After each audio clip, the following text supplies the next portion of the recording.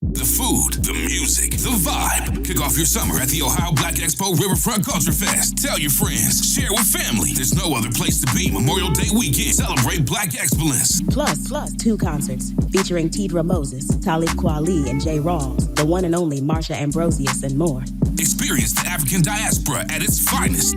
Go to OhioBlackExpo.com for tickets, updates, and more. Visit OhioBlackExpo.com. That's OhioBlackExpo.com. Are you a successful entrepreneur or one in training? You've got the vision, but do you have the right partner to build your brand, your team, and your future online and off? At CPRfirm.com, we offer expert consulting, financial guidance, and life coaching because we believe in doing life with our clients. After all, what is it for a man to gain the world and lose his soul? Founded by Kellen Cash Coleman, we help our clients not only succeed, but plan to retire rich. Your business deserves the best. Start building your legacy today at CPRfirm.com. Finding the right real estate professional can be challenging. I'm broker Melissa Wilson. I'm knowledgeable in all aspects of the real estate process. So whether you're looking to buy new or an existing home or have a commercial need, I'm here to help.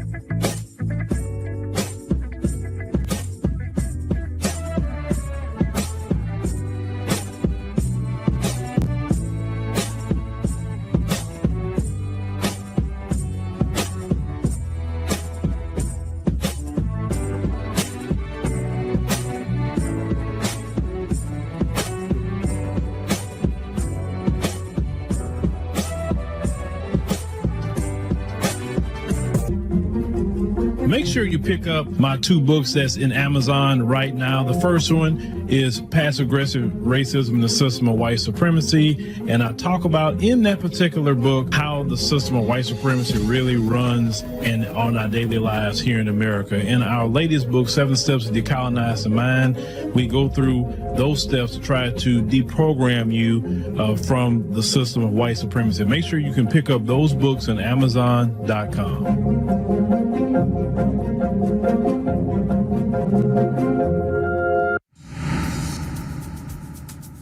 What is it that you think men are not getting at home? I think they're not really being loved properly. You know, when you stay with someone for so long and you feel like, oh, I don't really have to do much, don't ever be comfortable around a human being. They can sweet. Even your own husband. Shout out to the slay queens who are getting their thing without having to sell a thing, you know? Yeah. Trust me, you can get whatever you want, like once you put your mind to it. Watch Slay Queen only on the African Diaspora News Channel app. What if I told you there's a news platform made just for us? Unfiltered, unapologetic, telling our stories from Africa and the diaspora.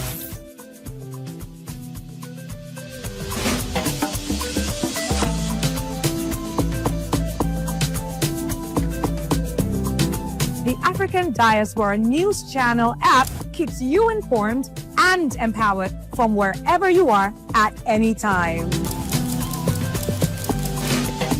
Don't just watch, join the movement. Download the app now and stay connected to the news that matters.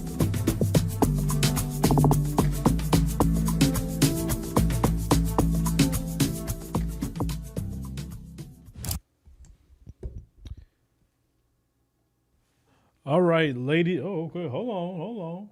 All right, there we go.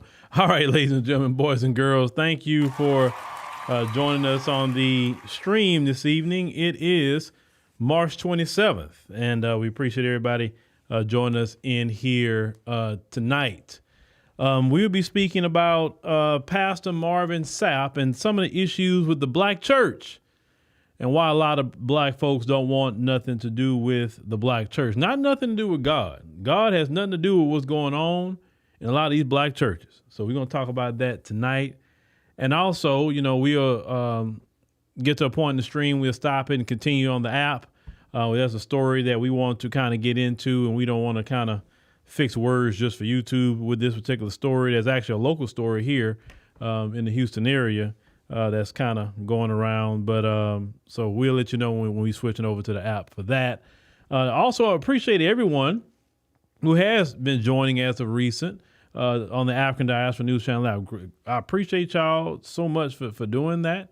That means, a lot to us here and the team, because, I know you may see the subscription count on here, but I'd rather have those numbers here on the app, or even a quarter of those numbers here, on the app, right?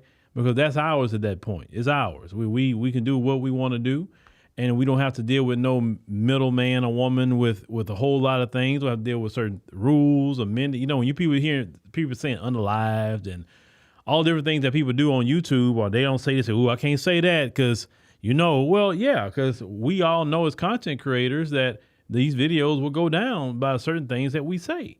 So over the years, I got tired of that. I'm like, man, then they be playing around with your numbers. And when they play with your numbers, they play with your funding. And it's just up and down, up and down, up and down stuff. So, I say, look, man, we got to have our own. Because we don't have our own. What's all that talk we do about, empowerment, but we don't have our own? You know what I'm saying? 'Cause I've been saying that you can't just sit on their platforms talking about empowerment, but you don't springboard off of it to go into some true empowerment of your own. Ownership is empowerment, not sitting on these platforms. Ownership. You got to have ownership. Okay? Ownership. So, see everybody slowly coming on in here. So let's talk about Pastor Marvin Sapp. I won't take too much of your time, but I know y'all are some busy people. I know y'all are. And so let's get to the video that everybody's talking about with Pastor Marvin Sapp down here. Let's go ahead on and check this out and let's review it. Understand the cost that is involved. There's 1,000 of you. I said close them doors. Ushers, close the doors. Close the doors. Close the doors. We all gonna leave together. Y'all ain't going no place but to the restaurant. There's 1,000 of you tonight, and those that are watching, it's 1,000 that's watching online. This is a small seed. If I get 1,000 online to give this, if I get 1,000 in the sanctuary to give this, that's $40,000 tonight. I'm challenging each of you all down here to give a $20 seed. I just think $20 is a lot of money. $20, believe it or not, when my late wife, Melinda P. Sapp, was alive, was a good date. I could take her to the movies, buy a box of popcorn, get 1 soda, 2 straws. I wasn't cheap, that's swag. I was looking in her eyes, she's looking in mine. Can't do that no more. Now, everyone up here, we've all sold and seeded, but I need everyone standing up here with us, with me, to plant a seed of $100. Because again, it costs to sit up here. I got you. Let's see. So put your 20 away, preachers. That 20 wasn't for you. And this is what I need you to do. If you're giving electronically, or even if you're giving tangibly, I'm gonna have y'all come to the altar and give it, because I need to see 1,000 people moving. Bring them baskets. I want the baskets up here. I want to see the folk. Y'all start moving. Y'all can bring it right now. Come. Even if you're giving tangibly, just put your hand on take your phone and stick it on the bucket.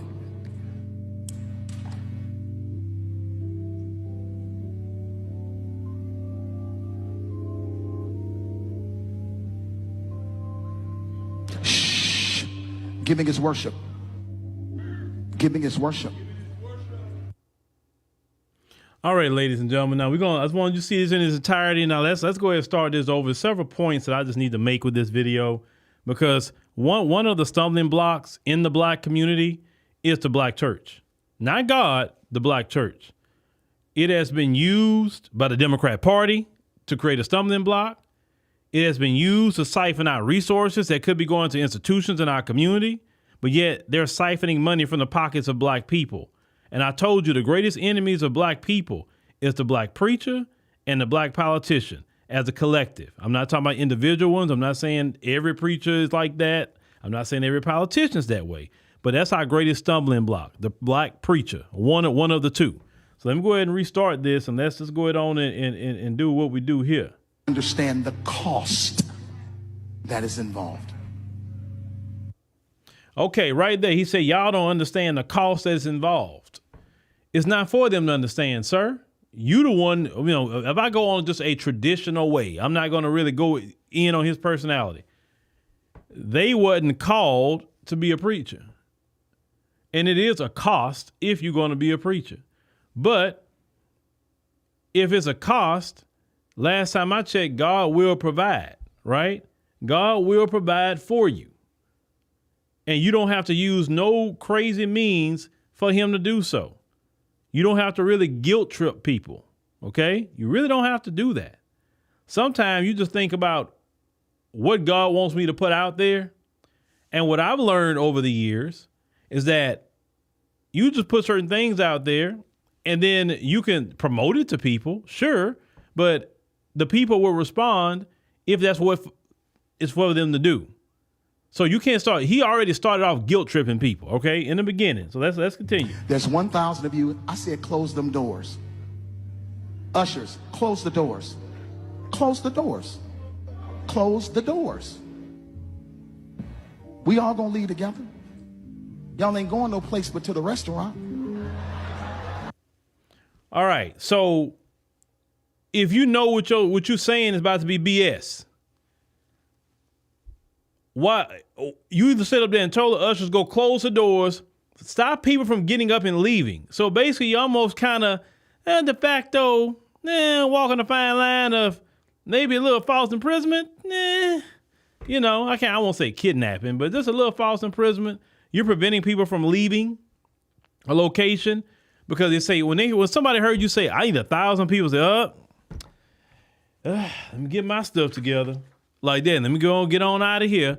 And you knew that, and you want to prevent people from leaving the church house. This is what y'all doing today? And it's not the first time I didn't heard this from these black preachers. Now, I know how some of you are. Not you in the chat, but I know how some of you are. You'll say, well, Phil, the white preacher did this and the white preacher did that. I don't care what the white preacher do. If he want to run the pockets of his community, he can do so. Now, I know there's some black folks that go sit in their churches and that's their business or whatever. But I'm talking about the preachers in our community. Because the majority of black people, when they go to church, they go to black churches still to this day. Okay. So you knew what you were about to say was BS. That's why you told the ushers to go close the door. Now, let's go ahead and continue as he kept talking. There's 1,000 of you tonight, and those that are watching, it's 1,000 that's watching online. This is a small seed. If I get 1,000 online to give this, if I get 1,000 in the sanctuary to give this, that's $40,000 tonight. I'm challenging each of you all down here to give a $20 seed. Okay, so you want $40,000. He said he wanted 1,000 people in the sanctuary to give $20. He wanted 1,000 people online to give $20. And then, later we'll play that. He wanted the people behind him to give 100. Okay. So the question that anybody would have, $40,000. What do you need it for? Because in the video, we played it in its entirety. He never said what he's going to do with the $40,000. He didn't say, hey, we're going to take this $40,000 because we want to break ground on a daycare center. And this daycare center will be offered to the members, right? At a very, very affordable rate, not the standard rate for the members of the church. So the parents can have a safe place, a great place to leave their children, right? He didn't say nothing about no daycare center. He didn't say nothing about, we need $40,000 because we want to build some affordable housing. He didn't say, we want to build a senior center. He didn't say that. He didn't say, we need $40,000 as a down payment to help break ground on a new clinic for the community or a new hospital for the community. Listen, if you're doing those things, hey, count me in. I want to support. These churches supposed to be building institutions in the black community. And black folks, you're not holding them accountable for not building institutions. What are you doing with the money? Look, straight up, you talking about with the situation with Doge and all that, all these black churches need somebody to go through there and say, hey, open up them books. Let me see that bank account. I want to know where every dime of the church people money went. Every dime. Now, you give a preacher a salary. Hey, he do what he want to do with his money. That's fine. But with the church's money, where is it going? Because this is the thing about these churches. They are tax-free. They're tax-free. So because they're tax-free, they don't have to pay no taxes. That means they could do a lot in the community. In the black community, you have a church a lot of times almost on every block. And yet we don't have institutions. We don't have daycare centers. We don't have job training centers. We don't have hospitals. We don't have youth centers. You know what I'm saying? We don't have grocery stores. A church on every corner that's tax free, and yet we don't have any of that. Then these churches supposed to be following the same God, right? But they don't even want to work together. Because it may not be just for one church to do it, but they say, hey, okay, Reverend so-and-so over here, we got our church and whatever, we raising funds. Hey, this is for the community. So we all need to come together as all the preachers here, because we got about 10 preachers in the next 10 blocks. Let's all come together and build this grocery store. And it's going to come from the members of this church. And then we're going to create jobs for the community. We're going to have good food. We're going to find black farmers to put the produce in here. We're going to find black people that got meat companies to put our beef in here. We're going to do everything with the community right here through the church. You know why the church is so relevant during the civil rights movement? Because the church at that time period was doing the Lord's work. See, when you're fighting for justice and strategizing and building institutions and looking out for the people are going to respect the preacher at that point because that's what you're doing. See, think about it. Malcolm X came through the Nation of Islam. That's still a religious institution, right? Major leader. Dr. King, he came from what? The church. Whatever you want to say about Dr. King, like I tell people, I love Dr. King a couple of years before he passed away, when he was telling people about going to Washington and get our check, and he realized the mistake of integration. He did toward the end of his life. You know what I'm saying? And that when the King started turning that way, and King had sat down with the Honorable Elijah Muhammad and all that, they're like, no. King cannot go over there with Elijah Muhammad. No. We got And then him and Malcolm made amends. When people talk about Dr. King, they don't talk about like that last couple of years toward the end of his life. They don't talk about that. They won't talk about that. Because, see, that's the Dr. King, we want to mention him. The Dr. King that the folks like is that Dr. King said, oh, everybody, let's come together. And, oh, I have a dream. That's the King that the folks want to put out there. And that's the one that they always try to put out there, even to us. But those of us on this side that understand our own black history, understand that the Dr. King on the last 2 years of his life was the Dr. King that we love the most. Not that other Dr. King.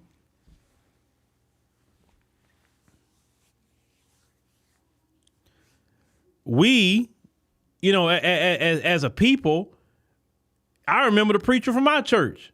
He wasn't like this. I'll never get Reverend T.F. Simmons from Zion Hill Missionary Baptist Church. Reverend Simmons didn't pull no punches. You come into church looking any old kind of way, you getting told from the pulpit.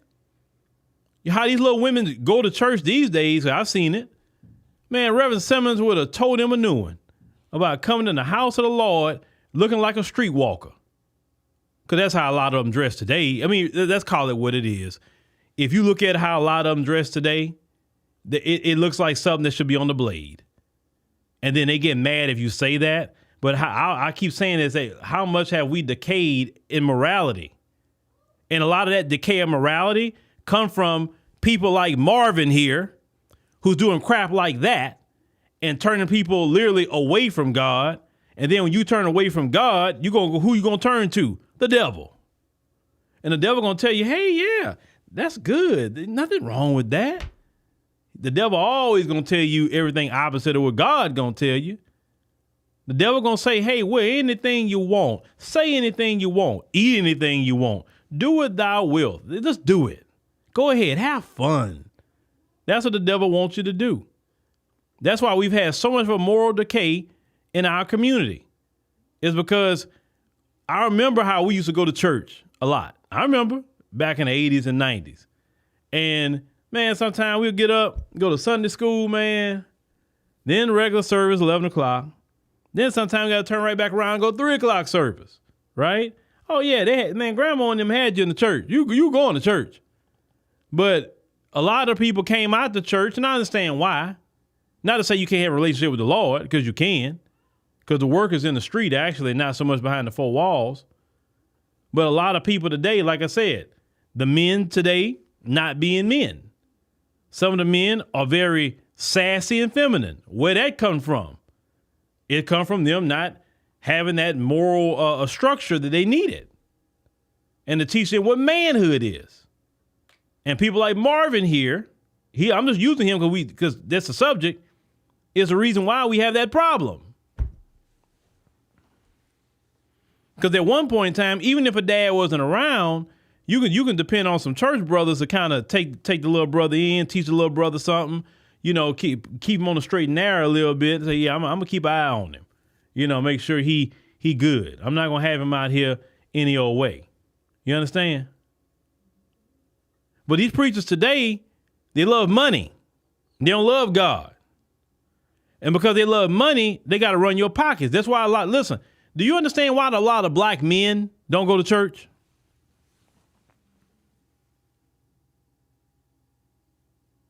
And King Noble, your grandma, right. They are a bunch of jackleg preachers. But the reason why your grandma for sure, but the reason why a lot of black men don't go to church is because we literally we know men that's pimping. We know men that's hustling. We are men. We see it.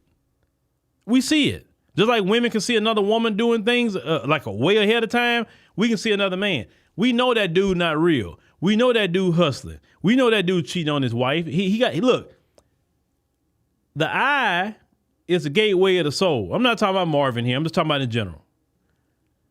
Men know the look other men have. Men know by the way that guy look a lot of time, not his physical look. We talking about his eyes. We can look and see, ooh, that guy's sneaky. He a dirt bag. What did he do? I can look at him and tell. I've seen that kind of dude before. You listen about the way he talk. You see his little moves he's doing, right? You may not have seen him do nothing, but as men, we've seen that before. And say, man, that dude right there, he ain't real, man. I'm looking at him and can tell that dude not real. He not about the business with God, man. I'm not gonna come to this church for what? Why don't you want to go to church? I have no problem going to church, but I'm not gonna be in this place with this pimp. This dude a pimp. Or as another man, we know a lustful look. We know when the dudes are straight up whore. We know this. We can say, hey man, I wouldn't trust that dude around nobody. He trying to fool everybody. We know the look is men. And we get disgusted by it. Because believe it or not, whether y'all think this about men or not, we don't like dudes like that. We don't like dudes that's lustful like that and just can't control themselves. We don't like dudes that's trying to get over. We don't like that as men. And for sure, we're not going to go sit down and listen to no dude that we know is on that as men. Talking about you preaching the Bible. No, you a devil. You are a wolf in sheep's clothing.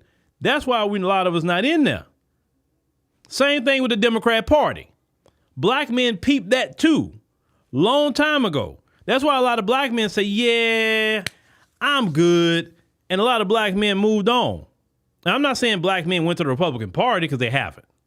But black men more so kind of went to an independent state. Some went to the Republican Party, but most black men have an independent mindset when it comes to even politics. and they say, look, I'm going to handle it on my own with this. If one party do one thing, maybe I consider it. But other than that, I'm kind of like in the middle with this situation. But black men peeped the black politician. Black men peeped the black preacher.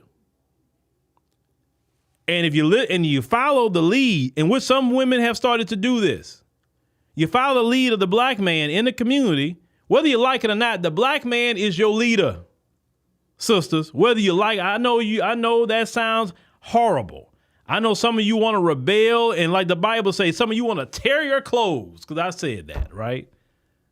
But much as you rebel against the leadership of the black man, it doesn't work out for you, because you have no protector when you rebel. You must follow the overall leadership of what the black man is doing. The white man and white woman gonna tell you, oh, that black man ain't crap. You ain't got to follow him. Follow what we say. And notice that same white woman is following her man, the same one. She's never going to give her privilege for the likes of you, me, or anybody else. She's just complaining that she don't get the same amount of spoils in anti-black racism that her man get. That's what the equality issue for her. She don't get to rule like he get to rule, and she have a problem with that. You know, say, hey, I'm invested in this too. I have the babies for y'all. Y'all wouldn't be in the position you're in if I didn't have you. The least you can do is give me my equal part, and now you taking more rights away from me, and I've been helping you with this system. That is Becky and them's biggest argument with their man, is they don't get the same amount.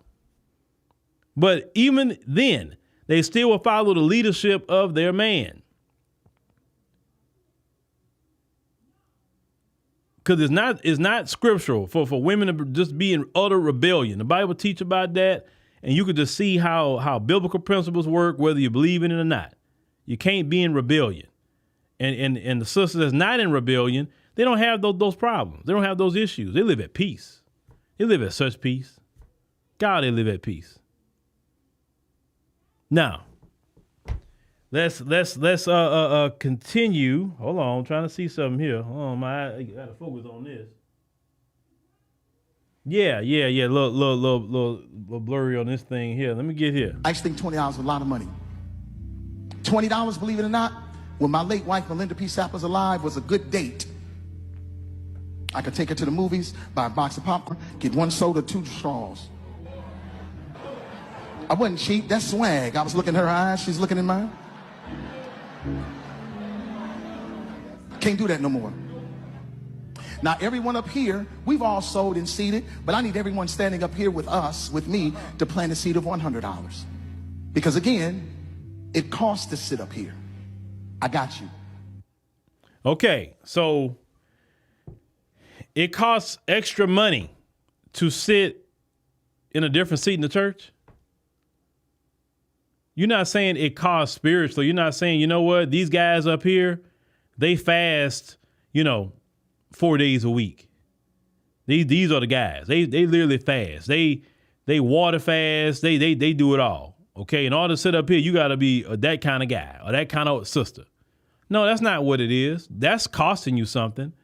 But you charging $100 cover charge to sit up there?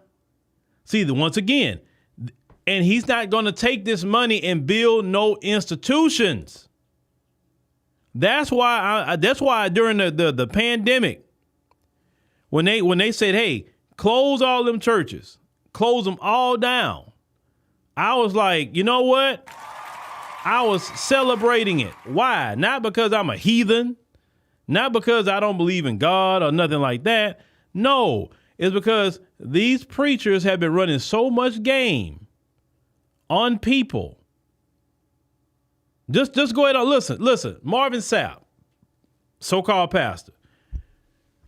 Go ahead and just charge a cover charge, man. Look, when people come into the church, just tell them, hey, it's $20 to come in, and hey, you gonna get a sermon, you gonna get some music, all of that. Like I said, it's good parking. We're gonna have security in the parking lot, so nobody steal your car, do whatever. But it's a $20 cover charge coming to church. I'd rather you go ahead and do that at this point. Because that's about what y'all need to do. Just go ahead and charge a cover charge, like the club. They got a cover charge, you got to pay your way in.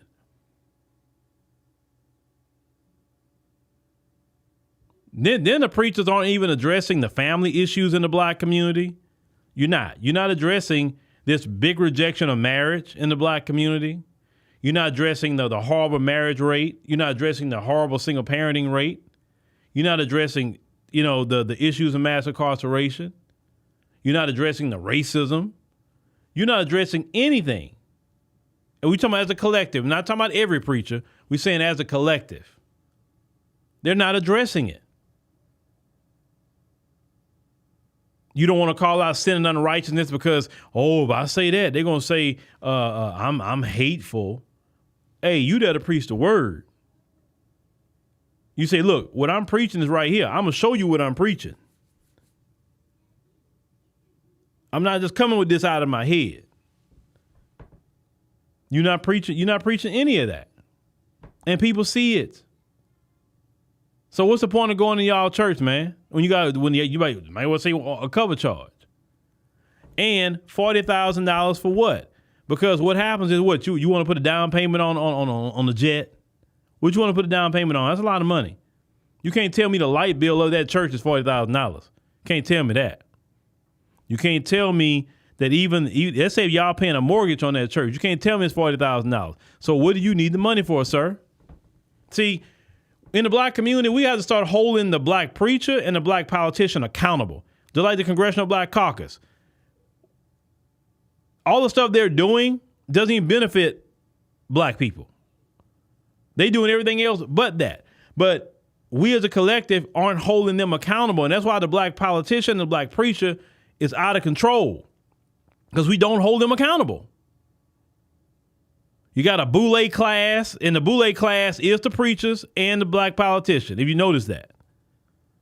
What kind of preacher talking about, I'm a black Greek? What? Hey, listen, I still never get that post I made on, it's Twitter back then, but X now. And I said, it's quite interesting. You say you got a bunch of HBCUs talking about they're Greek. I said, last time I checked, wasn't Greek white folks? So y'all proud to be white or something? Oh, he's super woke. Oh, look at it, what he said. And these were black folks saying this back. It wasn't nobody white. Yeah, they called me super woke and everything else because I asked a simple question. I'm like, man, can you just say we are a black organization? African organization? Something related to that, right? No, you run around here talking about you Greek and you proud to be a Greek. Them Greek people in Greece don't care nothing about y'all. They don't like y'all. They don't. Go there. A bunch of y'all so-called Greeks go over there en masse and start affecting their life in Greece. And let's see how much of a Greek you are.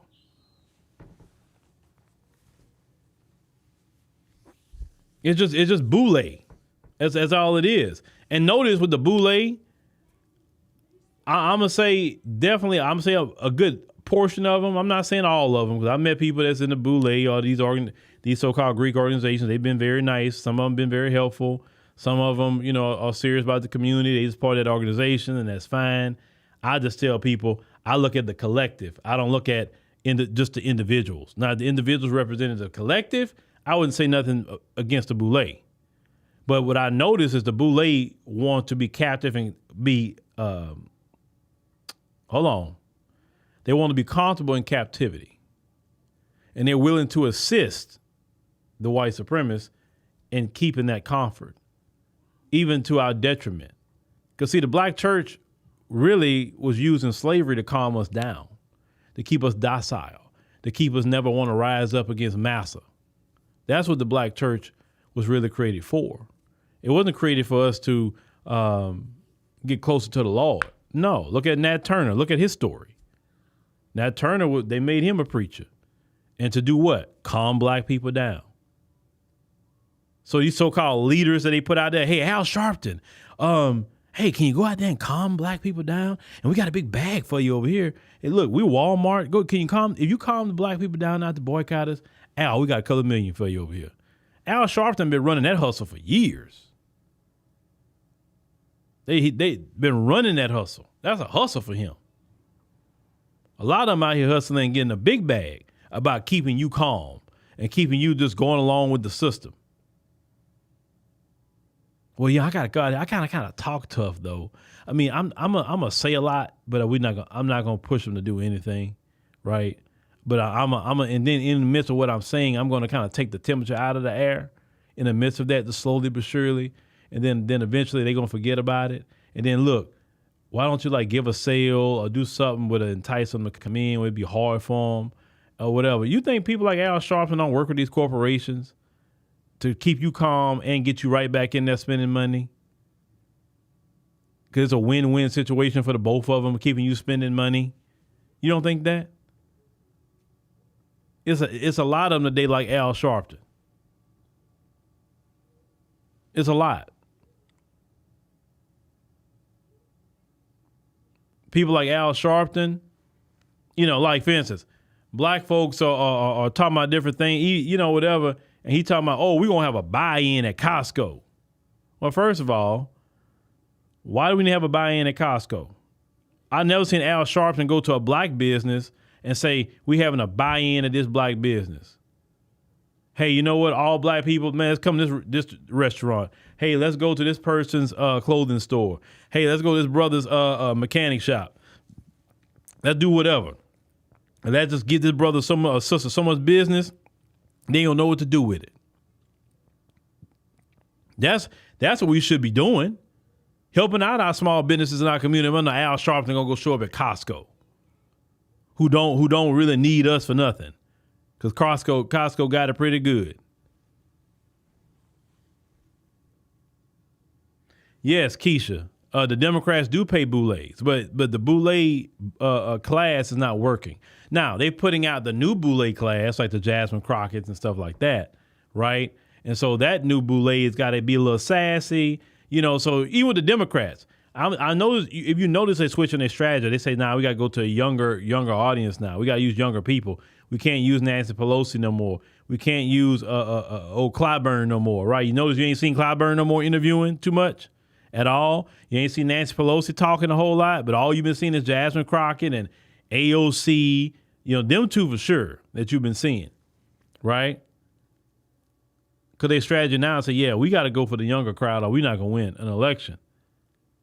And the funny part is, speaking about Boulay, people like Boulay Martin, his whole audience is the old crowd. Like I know he's struggling right now. Lord, he's struggling because he don't resonate with young people. Because young people ain't on that Boulay mess. A couple of them may be, but for the most part, black folks not feeling. And the funny part about that, a few times y'all do send me a video of Boulay Martin, y'all be cooking Boulay Martin in the chat. I'm like, man, they be cooking him. I'm like, Boulay, turn your chat off, bro. You getting cooked. Oh, you getting cooked, man. You say you was done with the church when you caught the pastor having relations in the church. Oh yeah. A lot of that has been going on. A lot. But I'll say this. You can have a great relationship with the Lord yourself. That's the purpose of they say Christ came for us to have a direct relationship with God. So you don't need Pastor Sapp over there who needs $40,000. All you need is to pray, live righteously, because you got to live righteously. You can't just do anything you want and talk about you want a relationship with God, because it's kind of like you're in a relationship with a woman and you're talking about having a close and loving relationship with your woman, but you're always cheating on her. Do you think that relationship gonna go good because you're cheating on her and hurting her and things like that, right? But when you're faithful, you spend time, you love your woman, love your wife, do everything possible. What happens? Y'all gonna be close and loving and things like that because you're doing the right thing by that relationship. So when it comes to the Lord, you got to live right, and that's the only way you're gonna have a relationship. But you say those like Sharpton don't do anything unless they're getting paid. Oh, yeah. You say, I hung out, you say, with many of them, and the sad part is they laugh at the people and say how stupid they are. Oh, yeah. Because think about it. Kamala Harris gave him $500,000. Of course he's going to call us stupid when Kamala Harris gave you $500,000. And then we know Boulay Martin got $350,000. And they got money for doing nothing. Al Sharpton does not move the needle. Listen, if Kamala Harris would have called me and said, look, Phil, I'm going to do an interview with you. I'll answer all your questions, even about reparations. But I'd like to do an interview with you. I would have did an interview with her, and it would have been respectful. I can criticize people's policies, but I would not be disrespectful. If she would have made the rounds on platforms like ours, she probably could have changed the minds of a whole lot of people. But no, she want to stick to the same old mainstream media that nobody watches. It's proven that younger people don't watch the mainstream media. It's been proven that. They don't watch it. They look at it as boring. Because it is. It's propaganda. Nobody wants to see that crap. I got this degree and I did this, and like nobody cares, man. That's for you. That's not for me. It's for you. Okay, kudos to you for getting your degree, but that doesn't help me none. So what you telling me for? That's like people that have certain amounts of money. It doesn't impress me. Look, people that with money don't impress me. You know why they don't impress me? Because you ain't giving me none of it. So what you telling me for? I ain't gonna get excited because of you. You ain't gotta flaunt no money in my face. Nothing you doing is benefiting me until you start transferring some money into my account. So I'm not impressed by your car. I'm not impressed by your house because you didn't give nothing to me. I'm trying to focus on myself.